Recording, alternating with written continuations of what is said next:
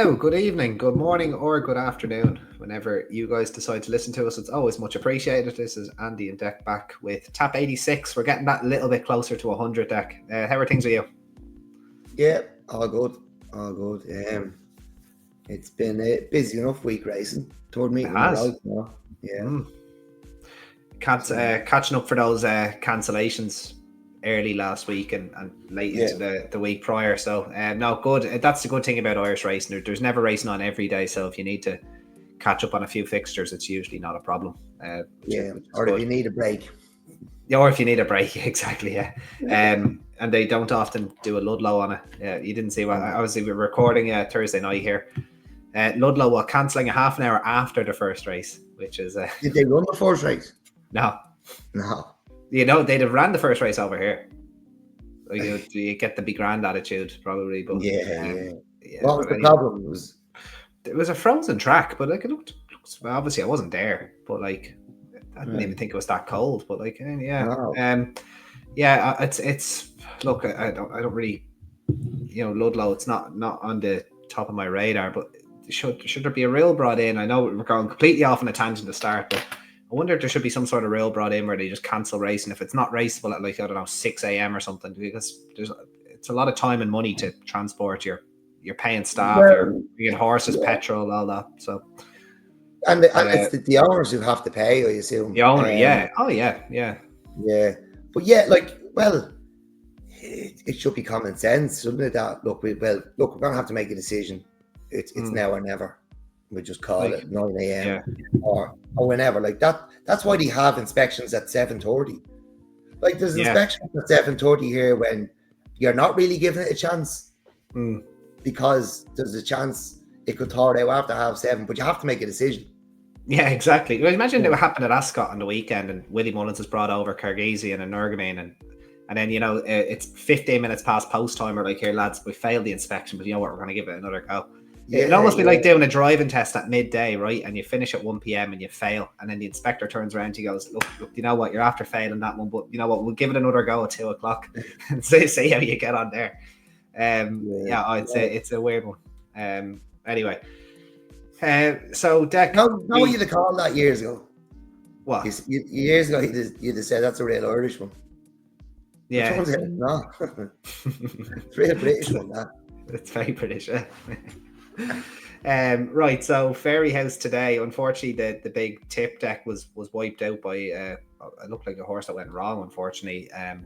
I don't know if the race was going to plan anyway, and this was the names escape me actually, Deck, but Heidi's Frontier, yeah. I think it's probably safe to say you could put a line through that, maybe give it one more go, because it was a weird race, wasn't it?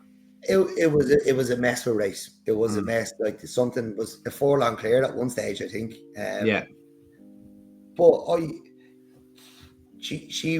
I thought the first half of the race she was okay, but even before she ran up the arse of something, I didn't actually realise it was a horse that broke down. I just thought. I think it looked. I could be wrong. I haven't looked back at like the post race analysis, but it looked like the horse went wrong.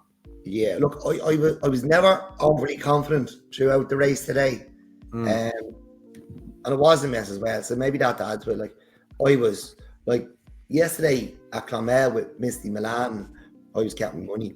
I'd be more prepared to give her a chance again than Heidi's Frontier. Misty Milan, that was her first run since April, right? And I thought she travelled like the winner and just didn't get home on heavy ground, so I'd definitely be prepared to give her another shot. Yeah, no, I would agree with that. Heidi's Frontier, I don't know whether she was good enough anyway. Yeah, and that did happen a good bit out. I know, but yeah, it's still shuddering momentum and whatnot though. So she dropped the last. Yeah, like it did drop the last, but I can't say I was overly confident before that happened either. But I'm sure we'll find out in a couple of weeks' time. Absolutely, definitely worth one more go. On the rest of a recap of Fairyhouse, I think the opening beginner's chase might have been a slightly better quality than we thought. Theatre Native second, Sprint Delamar won the race. It was a not to 120 not to 120. It was 120 or less over hurdles. It was the requirement. to run in this beginner's chase. Your mark made 120 or less over hurdles. I'd imagine Spring to Lamar and Theatre Native are above this class. They'll both win more races this season. Clonbury Bridge was nice to see him getting into the winning bracket for us. Dec, you also had a winner in the maiden hurdle as well. Working on a dream. Beat the odds-on favourite Swing Davis. We were speaking about it. There's a good few expensive horses that Rob Corr bought that are, there is Qualamita in there as well, and like I suppose Shannon Royale was a lot of money, but I suppose he's a 140 odd chaser now. If you have a lot of money, he's getting there now. Yeah, he's getting there, isn't he? So someone's making a lot of money. Yeah.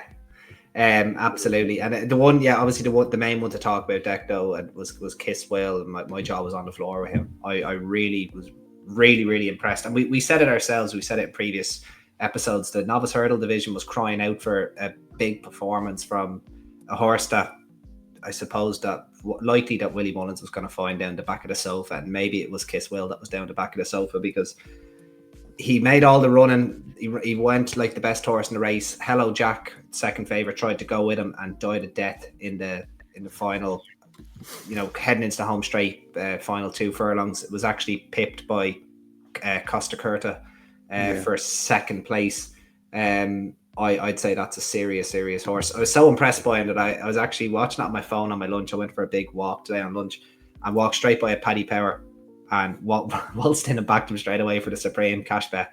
I took 16-1. I'd imagine it's Punchestown next month, listed hurdle, won by Tully Hill last year, and onto the Supreme after that, if all being well. I was really impressed by him now. I really taken by him.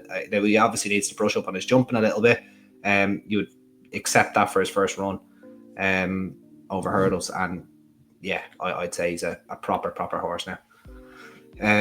You'll probably catch up on the racing later, Dec. I only seen the very end of it, and I didn't even watch it properly, but I'm looking forward to seeing it, because you do sound excited, and not many people did sound excited. A couple of people did, but you did, and I'm happy to listen to that. But I don't know, is it because he's not in the Donnelly colours or in Rich Ritchie colours? That I'm honestly, like, especially with the success that Donnellys are having at the moment with Sergino and Anzadam.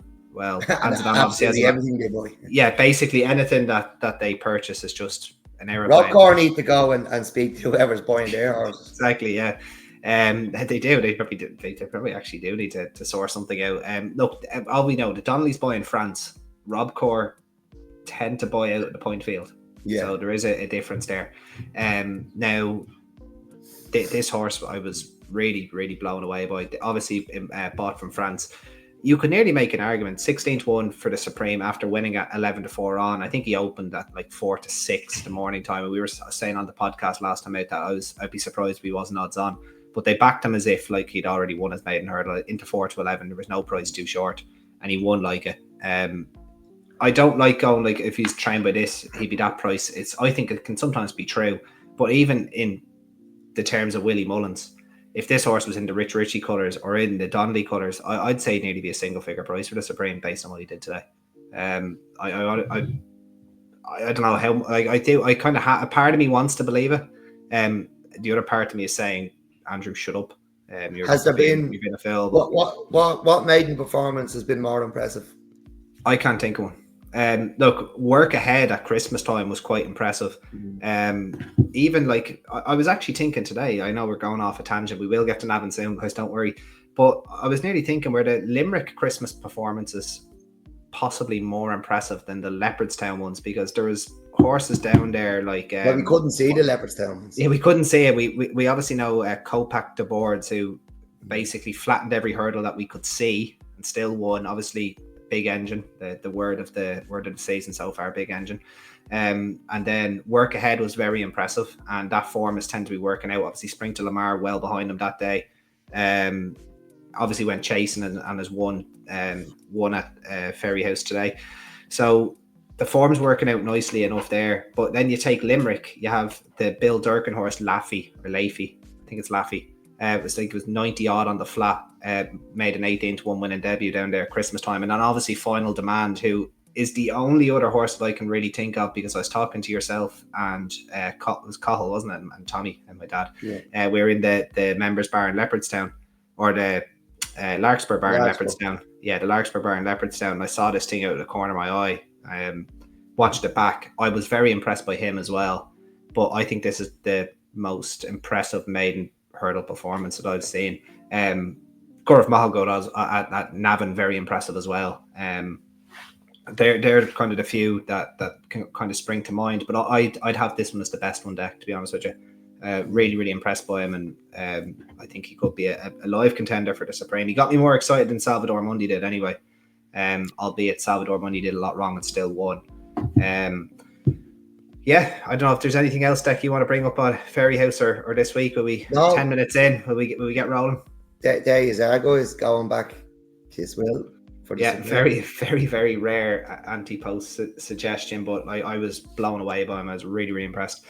Anyway, let's get on to the real stuff, because there's another Willie Mullins horse that I was impressed with in a different manner in the way he won his maiden hurdle. He won it despite nonsense occurring in front of him.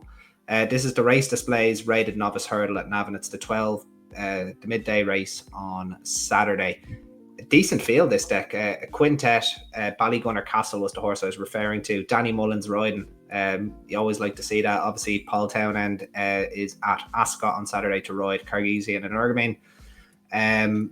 This is a tidy little race, though. James's Gate probably sets the standard rated 127. Tap on the Go, second to Old Man Dingle and Handicap Company last time out.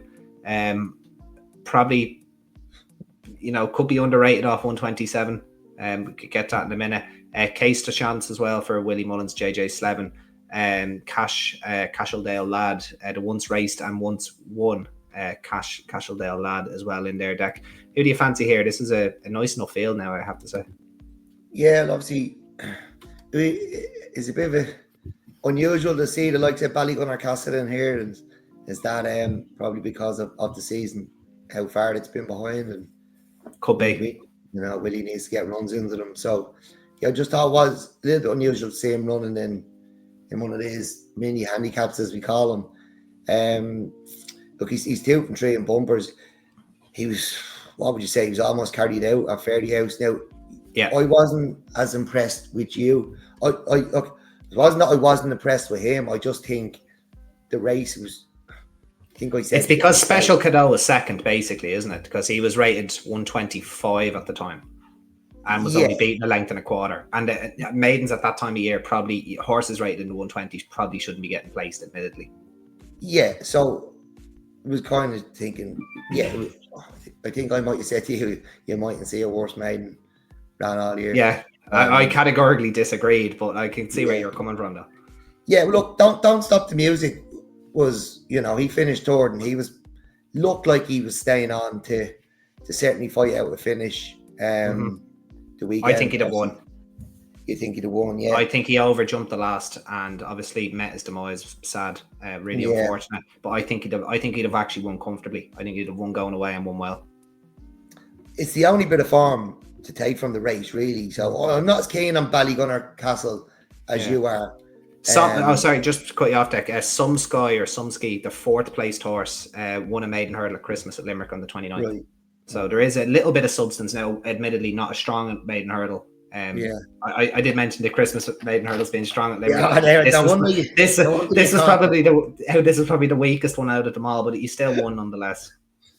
Look, obviously he has obviously he must got a big engine. We get a bell for when we say that now. Ding ding. Yeah, that's how many that's to say.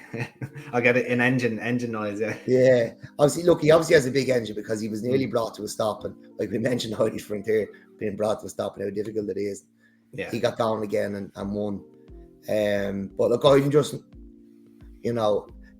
the socks dead on, and they weren't blown off. So I need to see a bit more. Say the Chance went down a short head to William Money here last year, maiden winner at Clonmel before Christmas. James's Gate has obviously had some issues. His maiden win has worked out well enough, but he is an 8-year-old. I actually like Tap on the Go here, Andy. Okay.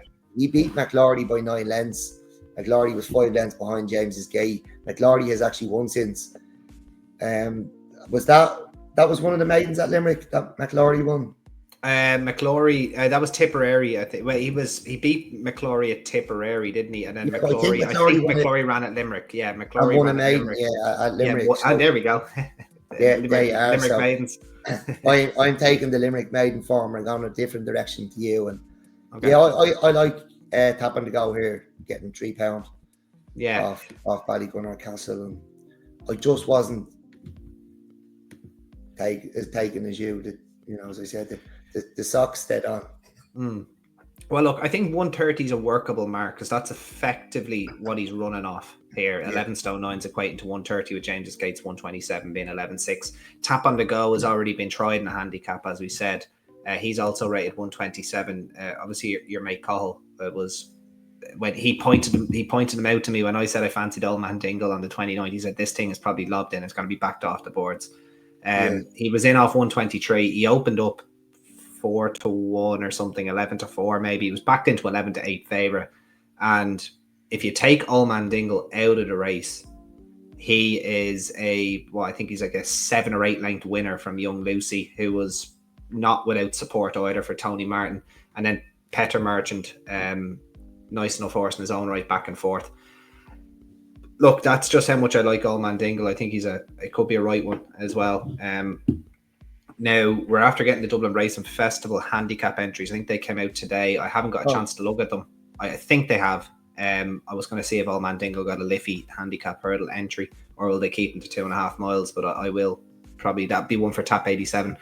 I think Tap on the Go, he's going to have a big chance off 127. I would be surprised if he wasn't a 130 odd horse at the bare minimum based on what he's shown so far. But then again, I think Ballygunner Castle could be a graded horse. So I am going to stick with the horse that I would have considered backing at the Dublin Racing Festival in the 2 mile grade 1. Because he comes here, he does have the Dublin Racing Festival entry. I would be surprised if he took that entry as well. But 130, I think, underestimates his ability. As I said, I think 127 underestimates Tap on the Go. And you also mentioned that James's Gate, his form's working out okay. This could be a race now that you could follow in the future going into the springtime. There's plenty of nice pots that you can win with, obviously novice hurdlers. All 5 of these could, be in the winners enclosure in the springtime. I almost expect them to actually all be in the winners enclosure in the springtime. But for the purpose of this race, I'm going to be going with Ballygunner Castle. It's Ballygunner Castle, and basically stick them all in your tracker because I think I think this is a warm race for the grade. What about yourself, Dec? You're on. I'm on Tap on the Go. Tap on the Go. It's a great name. We should have endorsed Tap on the Go a little bit more with the name of our podcast. But anyway. Right, the Navan Racecourse.ie maiden hurdles next, 12:35. Second race on the card. Look, as I said on the previous Tap Deck, the maiden hurdle should be, in theory, getting a little bit weaker as we get into mid to late January. But because we've had that dry winter, and obviously Kiss Will today, who I was really, really impressed by, I don't think that's quite happening. Obviously, Canesburg, I did mention at the top of the show, Laffey for Bill Durkin, looks like a very nice horse. Canesburg was second to him.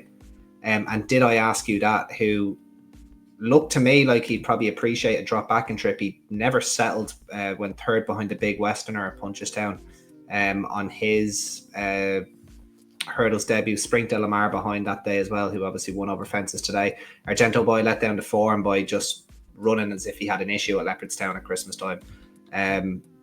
They're the ones I was probably going to take from here. I'm probably with Canesburg here, Dec. Who do you like? Canesburg can't possibly win this, Andy. No? Surely the horse doesn't get the trip. Oh, it's Dr. Dino. Jesus Christ. I didn't actually look at his fucking Dr. Dino. I'm after cursing now. It's really Dr. Dino. I'm after tipping a Dr. Dino over 2.5 miles. Yeah, Jesus. I'm left with egg on my face here. Yeah, because I was really, really impressed with Laffey too. Yeah. But, Canesburg's ticking a lot of boxes here, and then you just search up who the outfit is, and it's the doctor. It's sick with you, and that was over 2 miles as well. No match for a winner. Maybe the trip is going to find out Canesburg here. So stick with it now, Dec, though. But go on, because I'm gonna hang my hat on that. Jade de Grugy is also a Dr. Dino, and she won the novice hurdle at Fairyhouse last year. But you know, there's exceptions to the rule, I'm going to say. But no, you are right. Cordino's in 2 miles. Yeah, obviously State Man, Sharjah, that Isaac Spade and Isaac. Oh my God, what's his name? They had a really good 2 mile chaser. But anyway, go on. Matata. No, it's not Matata. You would have thought it's. I'll get him for you now. Here, bear with me. If you want to go through the race there, Dec. Okay, well look, I do quite like Kensburg, but not at this shape. So I'm siding with, did I ask you that? He returned from a layout to finish third to the Big Westerner, as you mentioned. I think that could be a maiden hurdle worth following as well. There was a couple in there that kind of had me eye on for the next day. There was 2 McManus horses.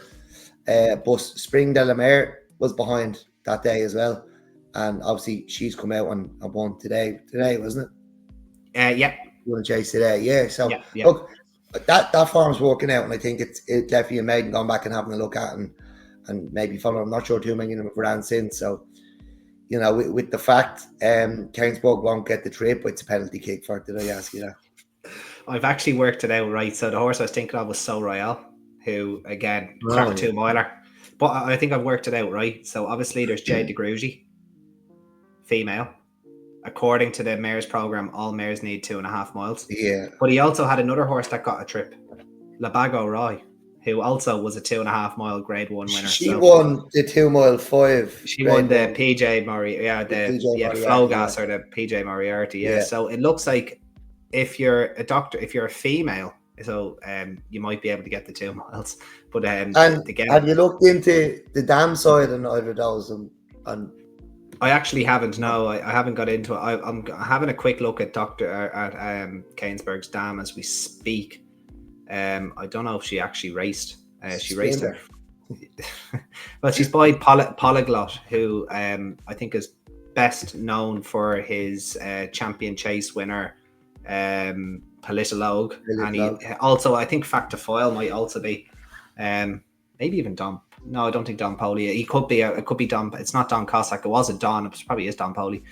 So yeah, there is a little bit of stamina, I suppose, on the dam side.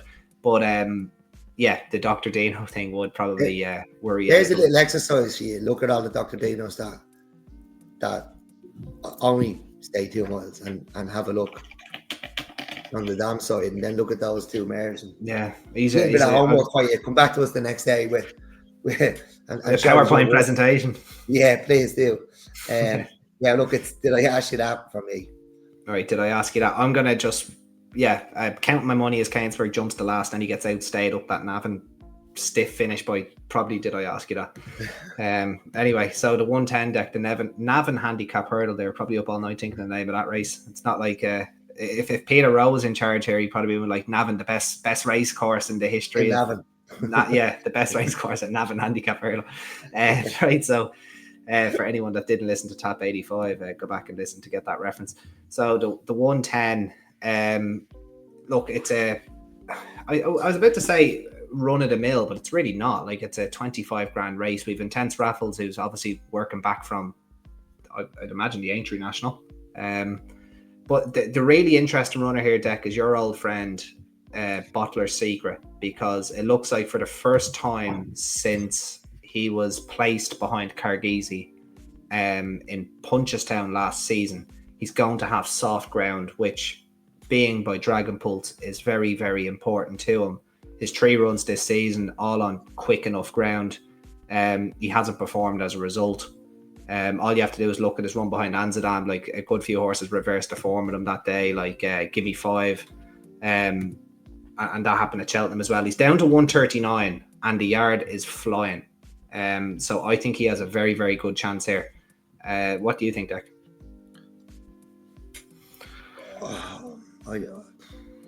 You've lost a bit of faith, but I'm pretty confident. I have lost faith. I'm pretty confident it's the ground.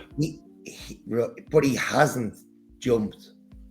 He hasn't jumped for such a good jumper as a juvenile. He hasn't jumped. Not one hurdle has he jumped as well as he did last year. I can't have it that it's all down to the ground. Maybe he's just not training on. Okay. We've been spoiled rotten with that crop of juveniles. I know the ground is very, very important, or often is the most important factor, but surely he should have shown us a little bit more. He was pulled up the last day.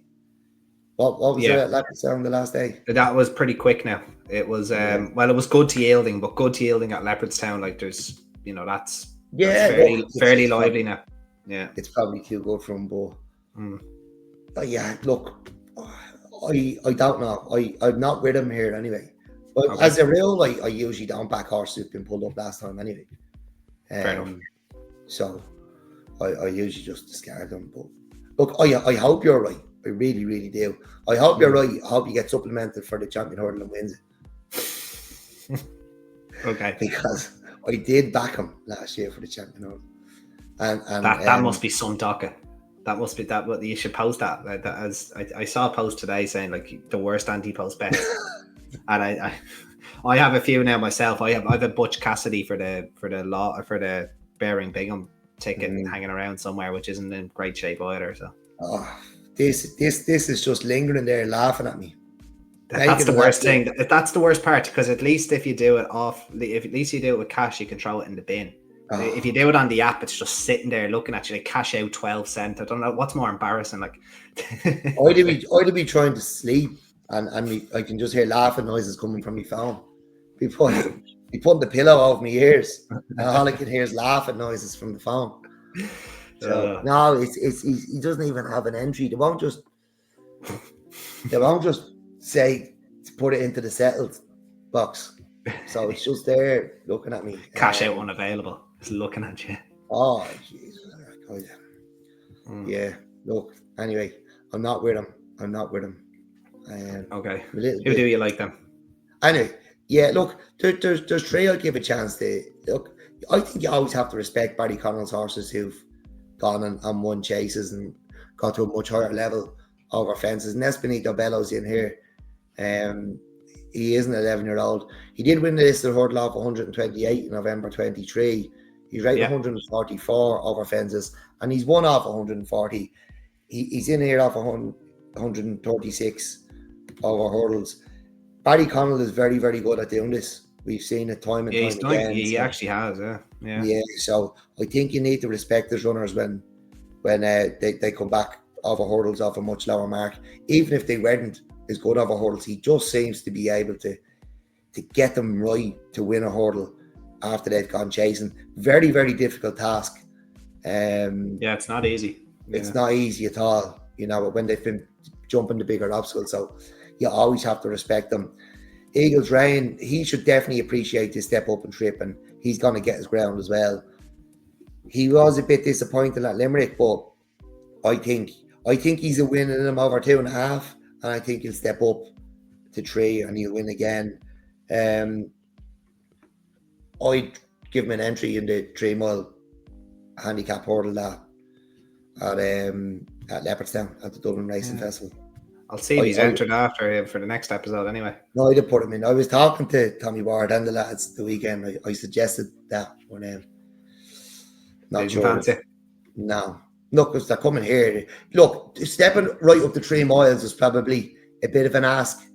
You know, the better route it's just 100 grand handicap. I'd have given him the entry.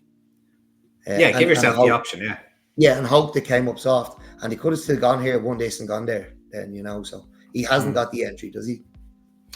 Let me check. I don't know if they've loaded up yet. I will double check. Look, I know the one I fancy here is now looking back in here off 132. Okay. Still only 7. I was quite surprised at that he's only turned 7, and he's kept quite good company over hurdles. He's ran in grade 1s as a novice. He was a half length off Beacon Edge, who's still running to a decent enough level. He was far from disgracing the Morgiana, even though he's probably beaten 30-40 lengths, but that's a grade 1. It's a grade 1. You've better days ahead in State Man, the champion hurdler, going at it, turning in. So, right up to the line. So he was far from disgrace. It's his handicap debut as well. I know Well, I nearly said at the start of when I started talking as a rule, I don't back horses first time in the handicap, but that's more at a lower level, you know, below 110. A horse who's Yeah. ran in grade ones and not being disgraced in here off 132, I'm more than happy. Like at the higher level, you're looking for first time in a handicap, dropping out graded company. And he's ticking the boxes here for me. So the more I talk about him, the keener I'm getting. No looking back. Yeah, he made my shortlist for sure. 132 is definitely workable. No, there's no two ways about that. I'll be having my eyes glued to the company sergeant who has his first start for Gavin Cromwell. Connor Stone Walsh is aboard, obviously because Keith is on Bottler Secret. And beginner's chase winner at the Galway Festival, which does make him eligible for the now handicap 2.5 mile novice race at the Cheltenham Festival. That's all I'm going to say. More on that maybe when we do our Cheltenham handicap preview show, because I'm almost certain he's going to be in that race. So I think I'm not sure I'm going to have a bet here, Dec. I want to watch Bottler Secret closely because the form of Gavin Cromwell's yard right now, like he is a bit of a hot and cold trainer, which we've seen a good few times. Him and Henry kind of go through these phases quite often, but like he could probably. One thing I'd say on Andy is that the horses are obviously running well, but I think they've been well placed and trained for these races rather than they're totally running out of their skin, because we tipped them last weekend and we didn't tip them because the stable was hot. We tipped them because we thought at the conditions the horse had a good time of winning. The horse had a good chance of winning the races. So sometimes it's better planning rather than they're running better than they are, you know. True, yeah, but then at the same say, Jesus, they're flying, but they've been really well placed on one weekend. Yeah, but even having the 1-2-3 in the Dan Moore though, that's where that's flying. That is they're flying. They're absolutely you can train that into it. They are flying. They're absolutely bombing it. Yeah. Look, he has. The stable can't win at the moment. He probably would. Yeah. See if Keith can do 11-4 on the stable cat. He'd probably go well. Right. I'm gonna go. Never mind my nonsense. They're absolutely flying. Yeah, I'm going to take a chance. It's a lot of weight for a 5-year-old 11-11, but I'm going to take a chance that the 2 mile 4 and the softer ground brings out a little bit of improvement. And look, if it doesn't, it doesn't. But I'll probably let Dec take the lead. If any listeners there, you're probably Dec's keen on no looking back, so I'd probably side you that way. Right, on to the 145 then, the Ardmulchan handicap hurdle over 2.5 miles. It's the what are you laughing at? No, go on. Right. It's the what do you put me off? Right, they're not to it's a not to I think it's 109, but the top weight is 106. It's a very much a run of the mill race here to 12 runners. Look, Duffy, will we see Duffy's Howdy in here? Duffy's Howdy won it obviously today at Fairyhouse. It's going to be in here under a mandatory penalty. One very easily beaten Blue Road. Will take all the beating if getting turned out very quickly. Do you think Philip will turn him out, Dec? I'd say decide in the morning. I'd say there's every chance. I'd say there's every chance he runs if he's okay. Yeah, you know. So yeah, there is a good chance. Assuming I wouldn't say right he's won. He's definitely not running. I'd say there's a very good chance he will run if he's okay. But I can just see us all standing around saying, Oliver McKiernan, the horses are absolutely flying at the moment. Absolutely flying. 2 in a row. He's flying. He'd win with the stable cat at the moment. Because and this is what this is collaborative, is it? Collaborative, yeah. Collaborative. Yeah, you know, you just have to follow Limerick Farm off a cliff, I think. This year. It's all about Limerick, yeah. Look, he plugged away at Limerick over 2 miles. I actually backed him that day. We watched it in the Larkspur, Andy, and yeah, look, it was tough going there, but he didn't throw in the towel, and he plugged along, and he wasn't beaten very far. Stepping up to 2.5 miles, I think he could have his day. He could have his day on Saturday, especially with the yard absolutely flying after winning the race beforehand. If there was going to be a danger to him, maybe Rose Boom, another 5-year-old. She was fourth over this trip in her handicap debut. She's entitled to improve for the spin in the handicap, but just with the form Oliver McKiernan's going to be in Saturday. after he wins the 2, after he wins the Navan handicap hurdle. Yeah, his horses, they seem to be particularly flying over 2.5 miles, wherever it is. I think he trains them for the trip. It's like they're all mares, and they're absolutely flying on Saturday. All right, so it's collaborative for Dec. I have no massive opinion on this race. I do think that, if Rothwell turns out Duffy's Howdy quickly, would take all the beating. Do you know what we'll say if Duffy's Howdy does win? Phillips absolutely. His horses are absolutely flying. Yeah, and he's plenty of when we went down there to his yard, he'd some nice canine, so he'd probably win with one of them. We'll get them entered. The 220, the QuinnBet Beginners Chase. This is I'm pretty sure this is a restricted beginners chase Dec. That I think it's for possibly horses. Oh no, it's not. That I'm actually thinking of. I was looking at the Cork. I think there's a Cork card that there's a restricted beginners chase because Captain Cody is. I'm a little bit surprised they're going over fences. If memory serves, Captain Cody. He ran over fences, didn't he? Ran not too bad. Like you saw the way I jumped Philip Hurdle. I'd say I have enough scope to jump over Captain Cody if I got a good run and start. He's small enough, isn't he? Give me 6 weeks. Give me 6 weeks. I bet you should get the height on the race card, shouldn't you? Yeah, you probably. I don't know. You could do. This is a very competitive beginners chase actually. So obviously Captain Cody with Michael O'Sullivan. That probably tells you what there might be another day in mind for him. Lachlan, who jumped pretty poorly on his chase and bow. I think he was behind Shannon Royale, took half the fences home with him, was still pitching at the end but just done too much. My trump card, interesting enough, needs to bounce back after 2 poor runs. As I said, now is the hour. I'm not sure why they're in here. He's already gotten his handicap rating at 125, but I suppose maybe it's just a bit more experience. 3-card Bragg, obviously setting the standard, 147 rated chaser. I don't know if Carl Miller kind of just got excited in the Paddy Power when he let him off down the back straight. I don't know if the horse took him there or whatnot, but Danny Gilligan will probably be a little bit more restrained on him, and he does set the standard. But the one, obviously, Kintor Calanisi is rated 20 pounds inferior, rate 127. I'd say he's a very well handicapped 127 if he wants to be. He might well have a mind of his own, though, his own ideas about the game. A good beginner's chase Dec, but who do you like? Yeah, it's not bad. It's tricky enough. I don't have a massive opinion on it. It is one of those, geez, he could win it. Does he want to win it? But you could win this and be okay as well.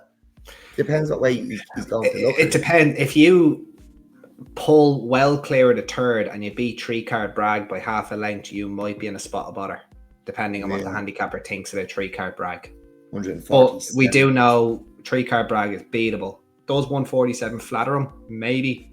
Depends what way you look at his run behind Spillans Tower and Monty Star, Punchestown last season, really. And his good run behind, I think he was behind Monty Star twice, actually. He was in a beginner's chase behind Monty Star as well. So, it depends what way you look at that form, really. I'm not a fan. And I think I've had my fingers burnt a few times now. I think you have hyped this fella up from the day he was conceived. I'll tell you the reason. After carrying the weight of your money in the Paddy Power, he's been sent back to beginners. Yeah. So, well, it's an obvious. Like 147, you should be winning You should be winning a beginners in your sleep with a rating of 147. Yeah. I don't have a massive opinion. Possibly Olympic man. He's fourth to Dancing City. Yeah. Shannon Royale was second and has followed up. But beginners chase is probably my favourite races away from not the 100 handicap hurdles. But I don't have a massive opinion on this one. But I'd say it'll be a very important race to watch. Yeah, I would agree with that. And the reason I always liked Three Card Bragg ever since his debut run, and that's the reason I was so admirable. That's why I was so an early fan of Dancing City, was obviously with you know, like if you go back to his bumper run, when Harry Swan's £7 is what, you know, he beat Dancing City on his race course debut. Dancing City wasn't seen for a year, and I just trusted that Dancing City was a good horse based on the back of that. The Three Card Bragg hasn't done a whole lot wrong, really. Since he kind of got to fences, he's probably been a little bit disappointing since he went chasing. I don't think he's a 147 horse at the moment in time. He could be a vulnerable favourite. I'm just trying to pick out which one is going to put it up to him, though, because like I love Kintor Calanisi, and I'm going to back him in an Irish Grand National, but they'd be off their box to try this off one. Like, he has a rating of 127, which I think you could, you know, as long as the horse lets you could probably win any handicap chase he wants off 127, in my opinion. Because I think he's going to be, you know, a stone at worst better than that when it's all said and done. To be honest, like now is the amount of messages we've got about now is the hour. Yeah, everyone, like, it's so obvious though. Everyone sees it. Look, I'm not being funny, lads, but you aren't the only ones. Yeah, everyone. Some woman came into the showroom today, and she asked me.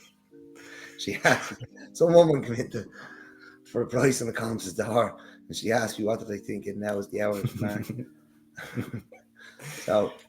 So, but I'd have if the two of them raced off their marks tomorrow, now is the hour, and Kintor Calanisi, I'll be with Kintor Calanisi.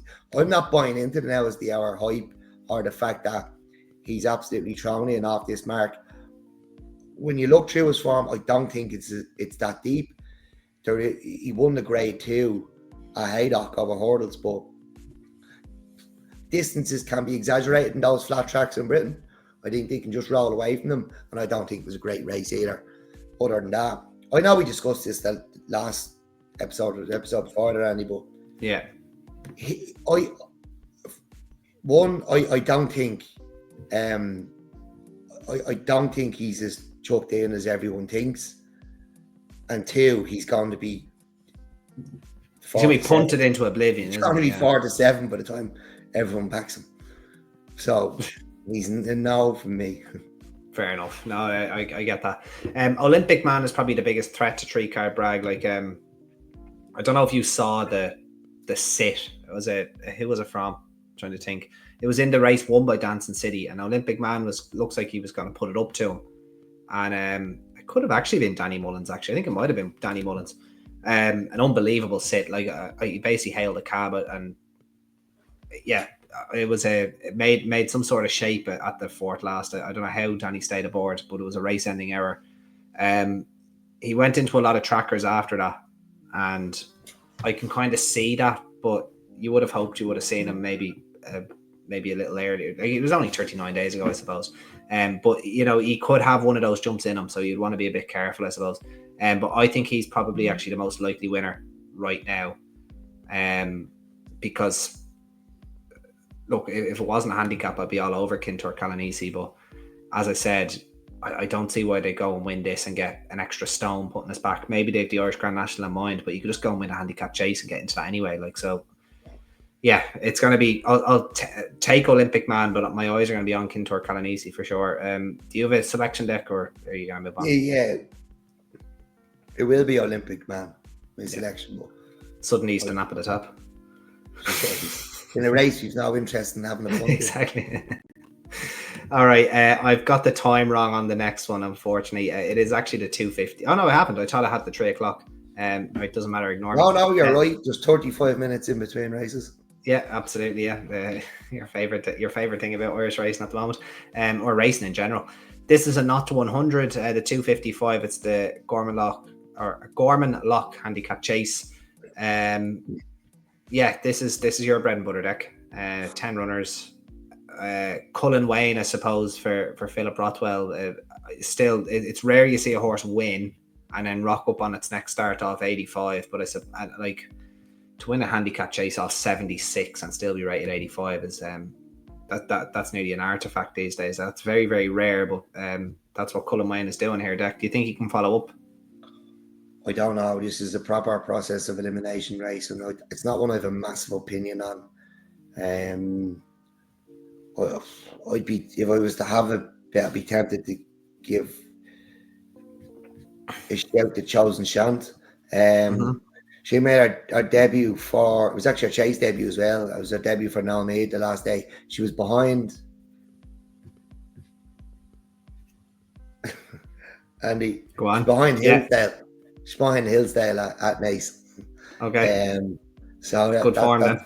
Form we've to pay it. Now look, she was well behind, but it was her first run over fences, and she's in first time blinkers.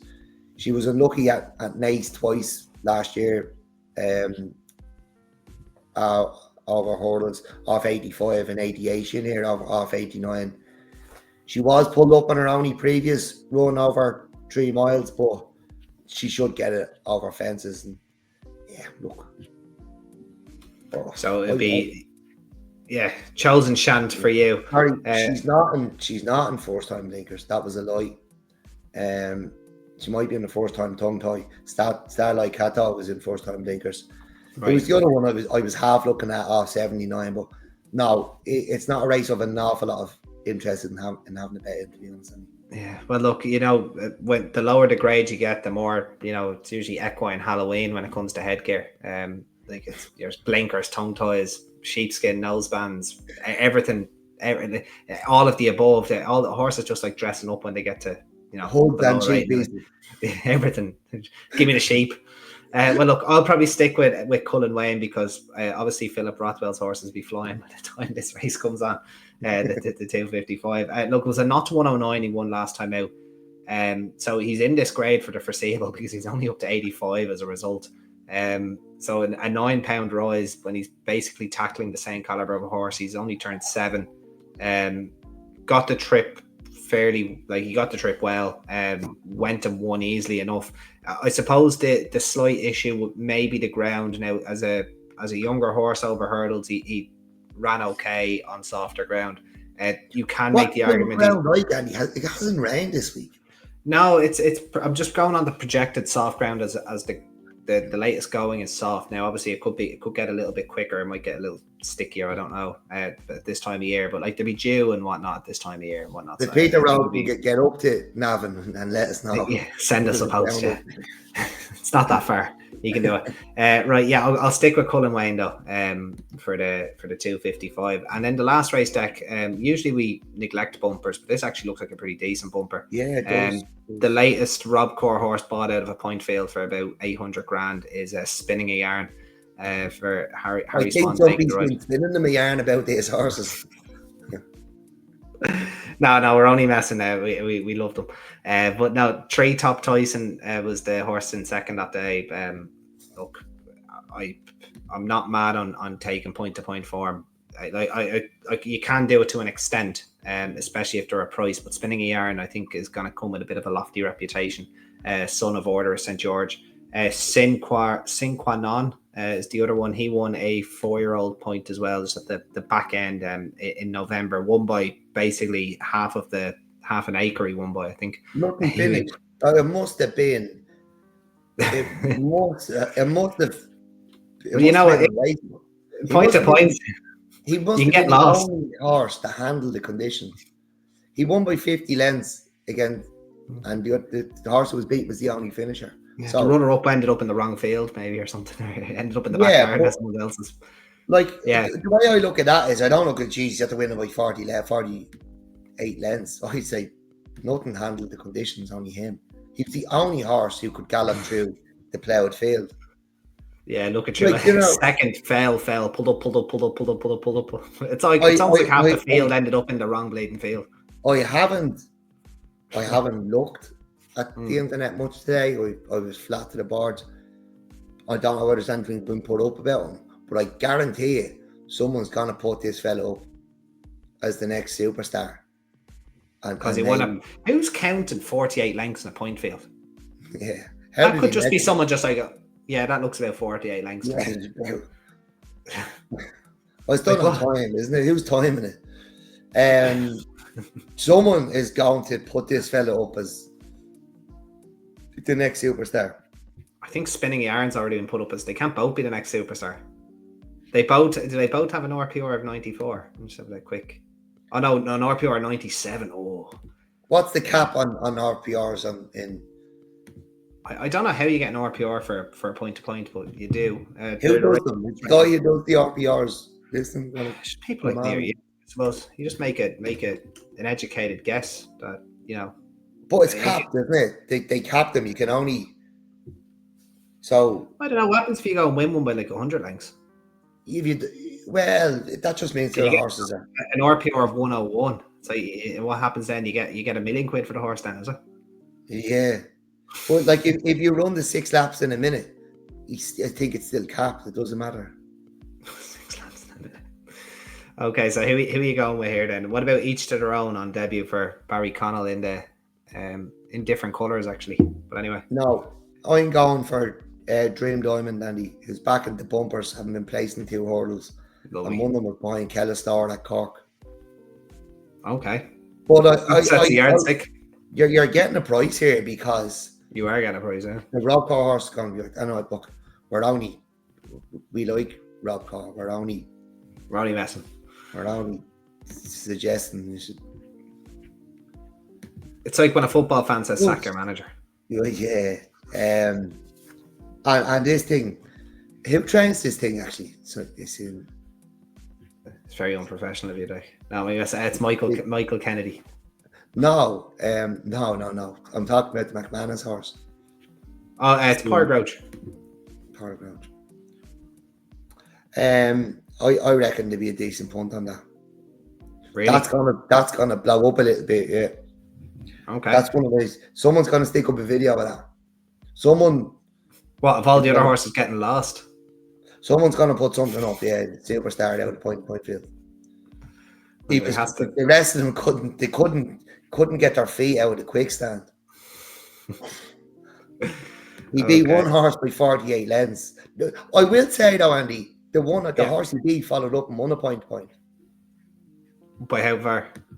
I don't know, but he was obviously better. He could obviously lift his legs out of the ground that day. I just think it reads like he's the only one who handled a ploughed field. That's what it suggests for sure. Yeah. Well, look, Dream Diamond coming out being placed in two hurdle races has the edge. Yeah, absolutely. I always prefer hurdles back into bumpers. I'd agree with you there. So maybe Dream Diamond's the nap at the top, and you're going to get a price. And I'd say it's for sale. Right, so Dec, you wanted to cover, or not cover, but do you have any other tips for during the week? I know we have Cork and Thurles Friday and Sunday. I don't know you don't have much for Cork. Did you have a chance to have a look at Thurles on Sunday? I didn't. No, as I said, absolutely flat out. Flat to the boards. You need to step up and drip, yeah. I've been coming as fast as I wanted. The years were pinned back. I could do it an extra half mile, just half yard slower, be in my comfort zone. Yeah. Not a run around, actually. I'm away. Very good. No, absolutely, and it's a well-deserved weekend after your Fairyhouse. After your performance on Tap 84 and a winner on Tap 85. Don't get me wrong as well. And look, there, I think I have a feeling this is going to be a good winner of a maiden hunter chase. Yeah. Oh yeah, of course. Yeah, Jesus. Yeah, completely forgot. Backed in from 10 to 1 as well. Completely forgot to mention that at the top of the show. Right, do we have a nap at the top then, Dec? It's hardly Olympic Man after we both. It's hardly the double Olympic Man and Dream Diamond, is it? You know what? Some crazy listeners probably going to do that. And, you know what? You know, pay for the rest of their year, because I'd say that bumper horse is going to be a nice price. I'm gonna do the 2 McKiernan horses in a double. Because so the 2.5 mile, because they're flying over 2.5 miles. Flying over 2.5 miles. Okay. And that'll be my Yankee now weekend when I'm sitting down having my carbonara for breakfast. I'll sit down. It's an espresso, and I'll open a big novelty newspaper outside the cafe, and I'll put my bet on. It'll be the Yankee. Give it to Don Corleone while you're over there. Now looking back, collaborative, Olympic man, and Dream Diamond. That's it. So I can imagine you going over now to on your holiday and giving the locals that tip. You tell me Olympic man gonna win. Yeah, okay. The thing about it is his horses are flying at the moment. Yeah, they're flying. Okay, very good. I'll probably back Ballygunner Castle in the opener, and I will back the bumper horse in the last at the same one there as you. I don't know if I'm going to be back an Olympic man. I think that's a beginner chase I want to watch with an impartial eye. I don't think I'm going to be. We'll make it a super Yankee. We'll show. I like tapping the go, don't I? No, I just don't get too greedy. No. I see it. There's a lot of horse I like in that race, but and as I said, like I would actually nearly be comfortable putting all of them in. To they'll all win races in the spring. All into the bet. I'll put them all in. Yeah, you can't lose. No, I think they'll all win the spring, but for the here and now horse, it'll be Ballygunner Castle. Right, well that brings us to an end to a very eventful and giddy Tap 86 is probably the best. Yeah, best giddy, big giddy, but fun nonetheless. This is content you won't get anywhere else. Horses in flying form, big engine klaxon coming in the next episode. Not to 100s covered, given plenty of airtime as well. Lots of fun. So keep liking, sharing, subscribing. We'll be back next week for Tap 87. It's probably going to be the Thyestes card deck, is it? I'd imagine. Oh, definitely, yeah. Absolutely. Tuesday. And then we're back Wednesday, aren't we? We're going to do a special guest Wednesday. Yes, yes, I think so. Yes. Yeah. That'd be good. More on that later on. Absolutely. Right. Well, until next time, guys. That was Tap 86, and we will talk to you soon. Bye bye.